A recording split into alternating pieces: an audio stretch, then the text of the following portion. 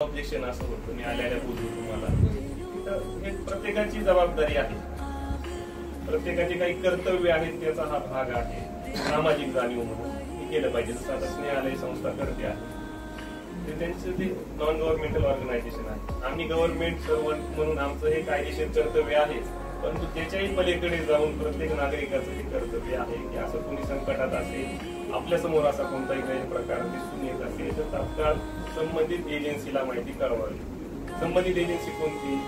आपले SP office असेल, police station असतील, त्यानंतर अशा काही एनजीओज आहेत न्यायालय सारख्या ज्या याच्यामध्ये पुढाकार घेतात, त्यांना ही माहिती कळवली पाहिजे। या प्रकरणामध्ये ही न्यायालय पर्यंत माहिती गेली, त्याचा सोर्स आता तुम्हाला माहिती आहे। ताईंनी अतिशय चांगलं काम केले, त्यांच्या तुमचे नातेवाईकच आहेत, त्या नातेवाईकांमध्येच असल्यामुळे आणि हा जो प्रकार महिलांविषयीचा आहे याला आपण तशी समाज प्रसिद्धी देत नाही, परंतु हा एक संस्थेच्या वतीने आणि पोलीस आणि इतर सामाजिक जाणीव असलेली काही आपण मंडळी यांच्या संयुक्त कारवाईने याच्यामध्ये दुसरं एक प्रकरण समोर आलं मर्डरचं, तोही याच्यातूनच उघड झाला।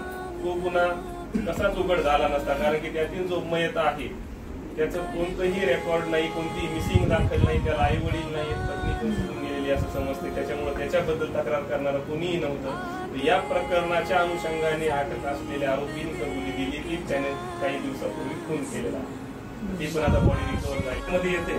परंतु आपल्याला जो खऱ्या अर्थाने समाजाला एक संवेदनशील पोलीस कसा असतो, तो कशा प्रकारे एखाद्या चांगल्या कामामध्ये तो नेहमी सक्रिय असतो, हे पुढे येण्याचं एक उत्तम उदाहरण म्हणजे आता आपल्याकडे जी गाडी